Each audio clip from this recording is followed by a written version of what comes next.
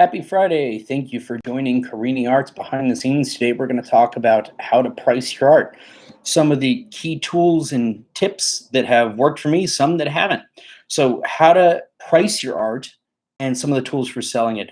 Now, I've come a long way over the years since third grade when I sold some of my Xerox copies of X-Men drawings to Mark Pinto for 5 cents, and I was selling originals for 25 cents.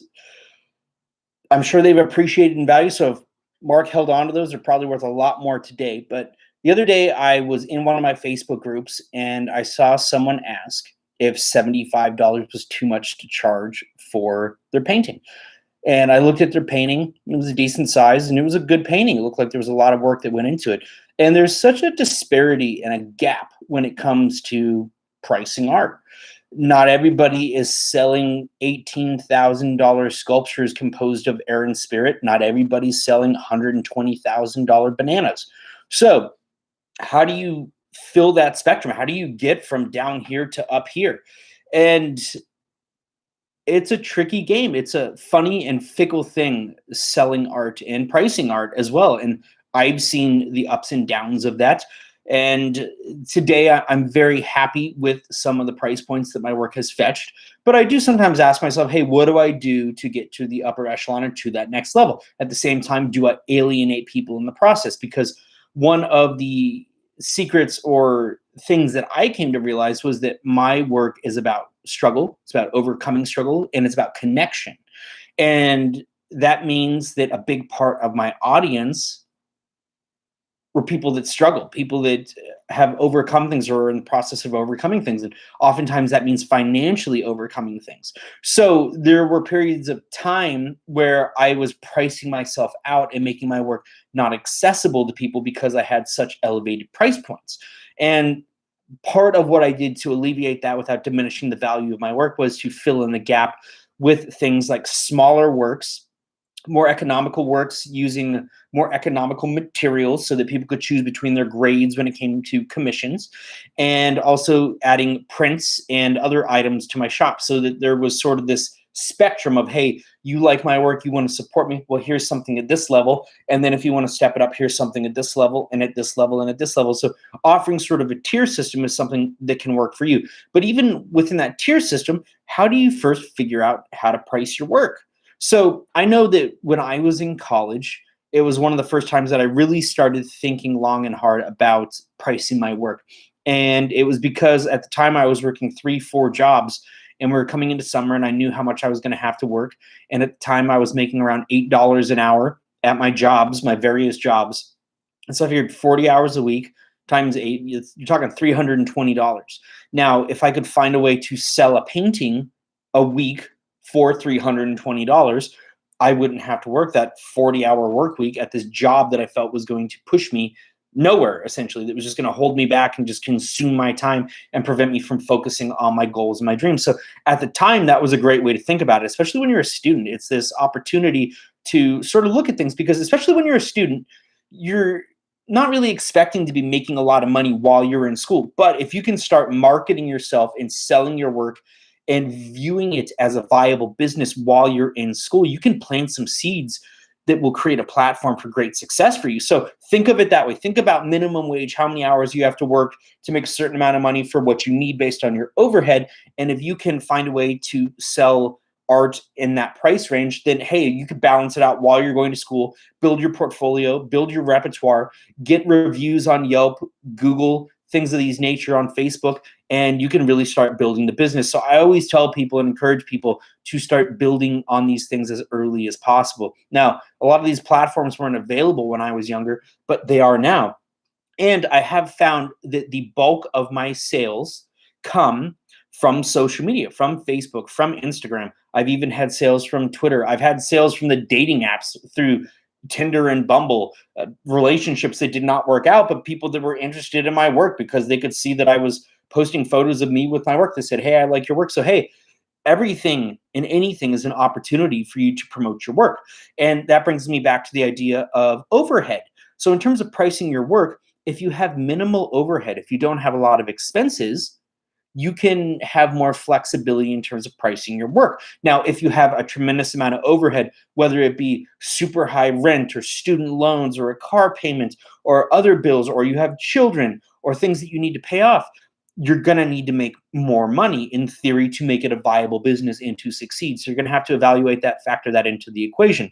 Now, how do artist price work? So let's talk about that. So we mentioned briefly how the one artist was asking about, hey, is $75 too much? Artists have a tendency to, in a sense, devalue their work or devalue the value of their skills, their skill set, and what they do, only because they don't know better and because they haven't done it long enough.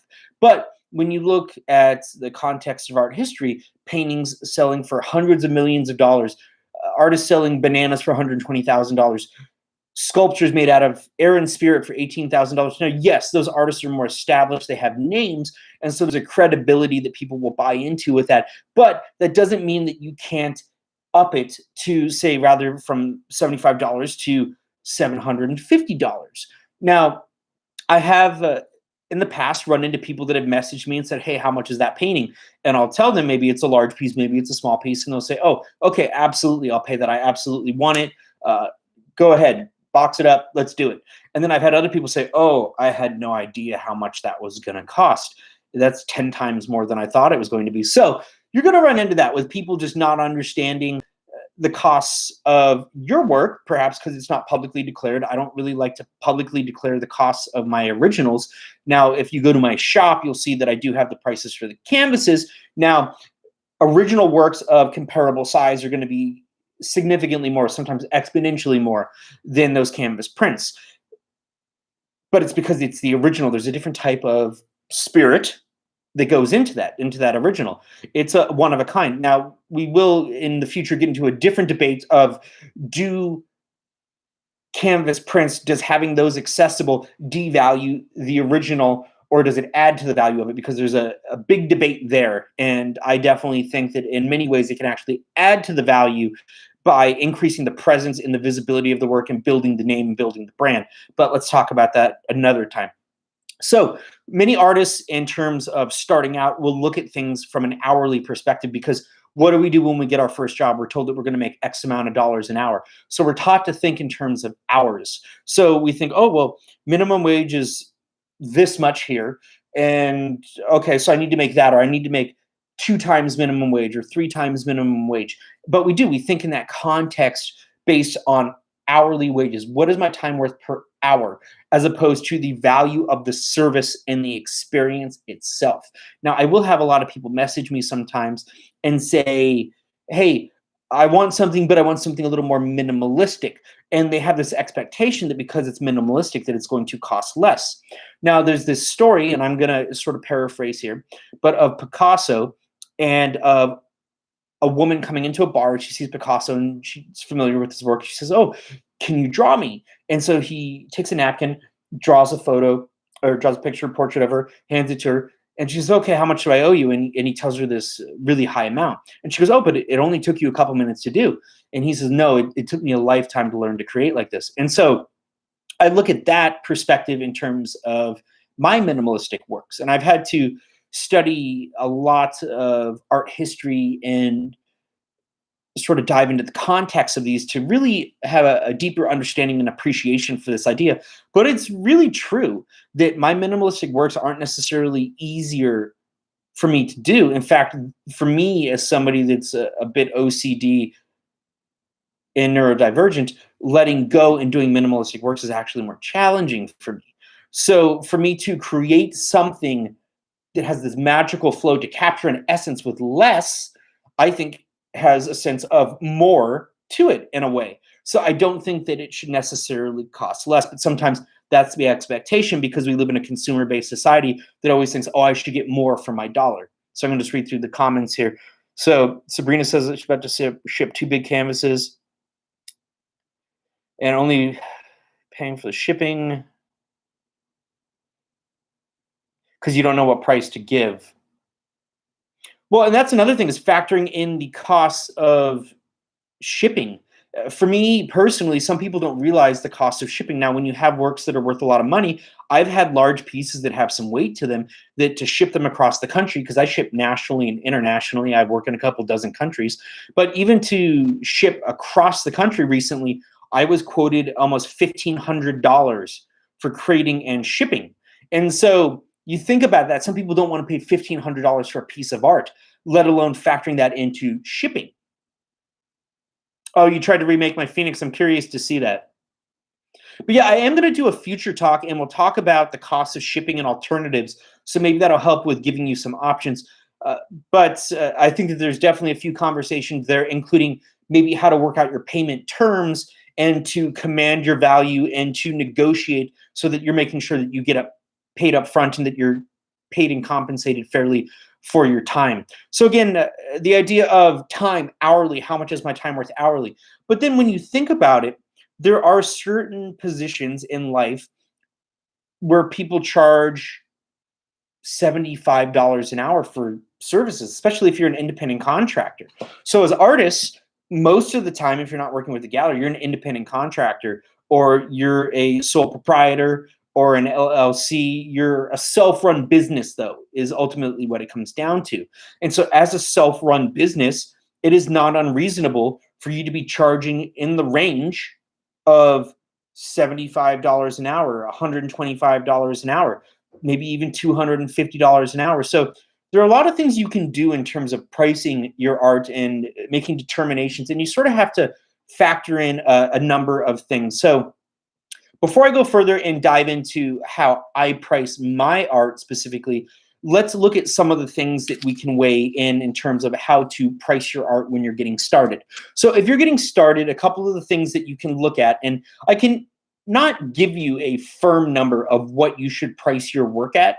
I don't think that it's fair for anybody else to tell you what your work should sell for. I think that that's something that you need to make the determination of as an artist. But rest assured that if you find it's not working for you, that you can adjust it. It's okay. I've been in the game for a long time, and I still adjust my pricing. I adjust my terms. I work with people on prices. So I always tell people, this is how much it costs. If you want to pay me in this manner, it's going to cost this much. If you want to do a cash payment, it's going to be this much.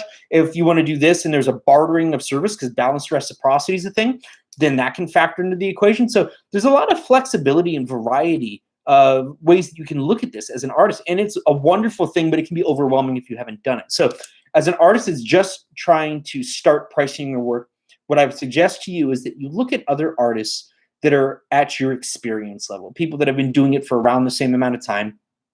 Look at what those artists are selling for. Make sure that you're comparing similar sizes, works that are maybe similar levels of detail and intricacy, and look at the terms that come with it. Does it include shipping? Are they predominantly working locally? Are they shipping all over the country? Are they shipping internationally?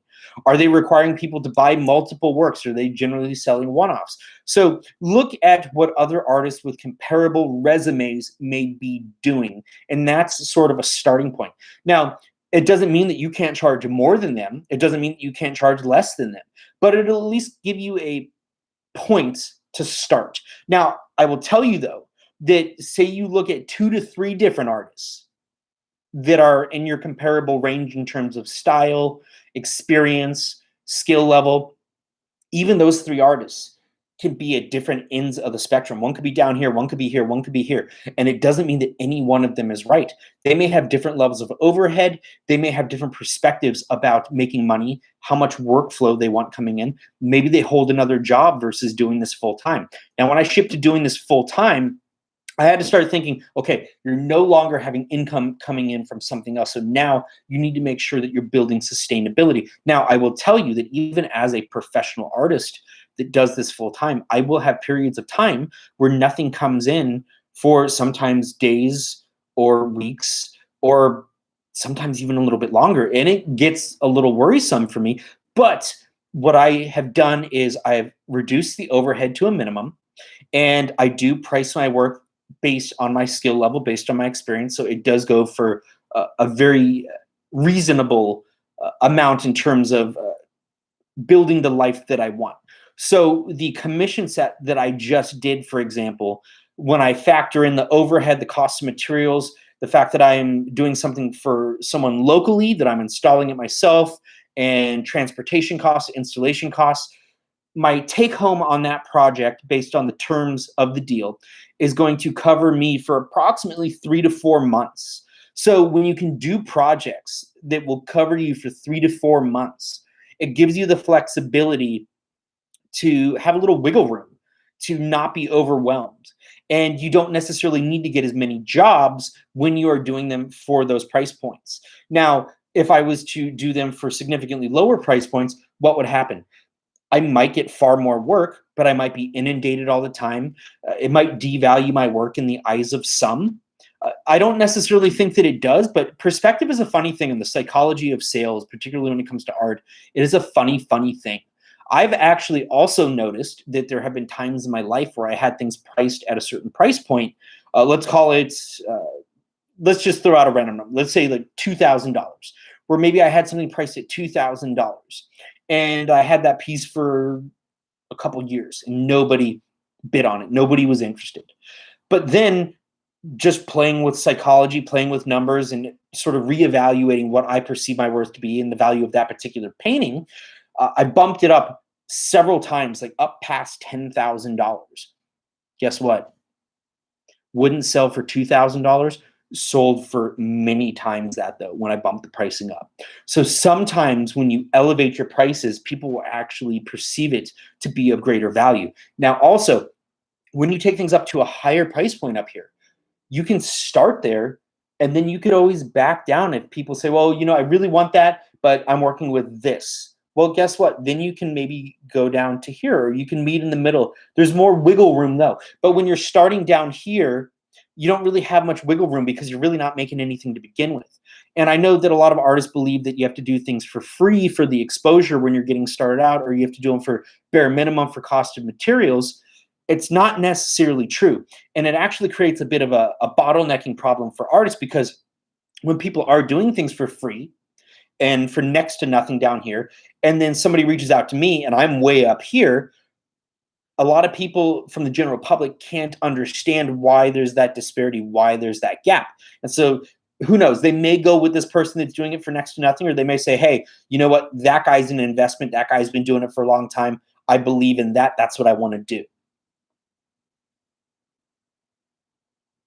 Oh, you can absolutely get there. I believe that you can for sure. It's a long game. It's not a short-term thing. And I think that sharing with people that I have periods where I don't have stuff coming in. I'm not always backed up on my reservation list for commissions. I have a lot of people that reach out to me, but sometimes they come back to me later on, or sometimes people say, oh, I'm interested in that piece, but they have things that happen and it pushes things off. So I don't necessarily always have stuff going on. There are artists out there that probably do always have stuff going on, and they may even have stuff going on at even higher price points than I do. But you can't compare yourself with other artists. You can't compare your value as an artist and the value of your work with that of others based on their sales records and what they're doing. It's an interesting game. A lot of times it comes down to what you're doing, who you happen to be reaching, the circumstances of the times, just coming off the pandemic or still being in the pandemic. It was a real interesting time. I thought that sales were going to die off, but I noticed a lot more people were buying art. And the fact that I stuck with it and carried on during the pandemic and was making work, even though I was struggling, it really generated a lot of sales and momentum, so that if I do have slow months now, it can kind of cover me for those slow months. So I don't know what's going to come next. I have a big show coming up, and I'm going to be putting big works in that show. Now, putting big works in a show means that those are going to be high price point works. They may not sell, but I'm sort of building the brand, because I have noticed that what people respond to more on social media are my big, massive pieces, because there's a lot of artists that do small pieces. There aren't a lot of artists that do really big, massive pieces. So people like the big works and may be interested in them, but not everybody can afford them. If I can sell even one or two of those big ones, it could fund me for months and months at a time. And it could be the difference between a good year and a poor year, just one or two sales. So your success as an artist, you can't always correlate it or correlate your value with your sales record. But for me, one of the other things that I have looked at in terms of pricing is square footage. Now, you could say, hey, I'm going to work with, say, $150 a square foot. So a 1 square foot painting, little painting, it's going to be $150. And if it's a 2 foot by 2 foot, a 4 square foot painting, that's going to be $600. So that's another way to look at it, is you can go by square footage. Now, sometimes when you start getting into bigger pieces, those numbers start to inflate and get really big. Does that mean that your piece isn't worth that? No, not at all. It could absolutely be worth that. I think that big work is definitely worth that because not a lot of people do it, and it should convey value. And it's going to cost money to ship that unless you're willing to unstretch it, tube it, and they're going to restretch it themselves, which most people don't know how to do or don't want to do. So you could always give them the option and let them make the determination of what they want to do if they want to have that covered or factored in. But a lot of times what I'll do, and the other thing that you can do by elevating your prices, is you could include the shipping. Because how many of you have purchased something from Amazon or one of these other services, and you look at the cost and you say, okay, I'm cool with that. But then there's this other fee or there's shipping, and you're like, well, no, I thought it was going to be this. I saw this number. I'm willing to pay this for this. I'm not willing to pay that for it. I'm not going to. So sometimes it's just a psychological thing of people not wanting to pay for the shipping. So by having an all-inclusive number of this is what it costs, it doesn't even matter where you're located. It eases the burden for people of just knowing, hey, that's what it costs. It doesn't cost any more than that. So by having this highly elevated number, and I say elevated not in the sense that it's not worth it, but just a number that really does convey the value of the experience of the work, it can potentially cover shipping it internationally to Canada or to Malaysia, which I've had to do before, or to South America. So you never really know where people are going to find interest in your work, but find your market and explore with prices. And if you need to adjust, you can adjust. You don't need to publicly discuss your pricing. So by keeping your conversations private, it gives you a little bit more flexibility. Now, one of the difficulties I have in not declaring my prices publicly is that people do have to message me, and a lot of people don't want to message and ask about pricing. So maybe if I did have my numbers out there, that it might lead to more or less sales. But my model, my philosophy is that I want to have a dialogue and a connection with the people that support my work. So yes, they have to reach out to me, but I will then try to make it work for them. So if I throw somebody a number and they say, oh, well, I can't quite do that, I can say, hey, well, what is your budget? And they'll say, it's not up here, it's here. And I'll say, well, I could come down this far on this piece. Maybe it's a marquee piece that I don't really want to come down on. I can make that determination. I can offer them a print, or I can offer them something similar or a smaller piece, or I can offer to do a commission. Now, when it comes to pricing commissions, I'm actually much more flexible than my marquee pieces. My marquee pieces like this one that have been in publications, in magazines, and shows, those have set prices because of the notoriety of the pieces. So those pieces may be priced closer to $400 or $500 a square foot, let's say, for example. Whereas, say I'm going to do a commission, and my commissions might be closer to the range of $200 to $400 a square foot. Or somebody may say, hey, I want a big commission, but my budget's only in the range of like $150 a square foot. Well, I can make a determination of, hey, I don't have a lot going on right now. I have a little bit of flexibility. If they're willing to write me a review and to share the experience, because word of mouth is the biggest thing that will ever help you, I'm telling you. There are sometimes intrinsic and other values that can help. So the idea of balanced reciprocity, maybe they offer a service or something that is of value to you, so you can have that bartering exchange too. So those are just a few thoughts on pricing your work. Ultimately, what it comes down to is you're going to have to make a decision. You're going to have to pick something as a starting point. However, you can go back and change it. Now, if you start your pricing off super low, though, it can get very difficult to move up to here, especially if you're doing it on your own. Because if you are selling your stuff at $75 and the next day you're saying, no, it's $7,500, people are going to say, well, what happened there? But if you start off a bit more towards the mid-range, it'll be a little bit easier in terms of taking those steps up to the next level. So don't box yourself in and diminish your value just because you don't have a lot of experience. I'm telling you, sometimes just by having an elevated number, it conveys a higher sense of value. And sometimes people will bite onto that because of the psychology of value and the idea that things that cost more are worth more. But if people are buying purses for $3,000 and shoes for thousands of dollars, why is it unreasonable to price a piece of art at $500, at $1,000, at $1,500? And What may have been a lot of money even 20 years ago is not necessarily as much money today because of inflation and costs of living. So factor in your cost of living, look at these things, play with it. Test something out, see if it works. And if somebody says no to a price you give, say, well, what price point would have worked for you or would you have done it for? But again, you can always go with the higher price point and back down to that. So just something for you to consider. Share your thoughts, share your comments. I want to know how you price your art, what you price your work at, and why you do it. What do you think about my pricing system? Let's talk about it. We'll come back and we'll have another talk about this another time. But have a good day. I hope that can help you in pricing your art and in terms of knowing the value of your art. It doesn't necessarily come down to the price tag that goes on your work. And don't be overly concerned with what other people are doing, but maybe have an idea just so that you can have that conversation in your head when you are setting the prices for your work. But ultimately, do you do what works for you? Have a good day, CariniArts.com.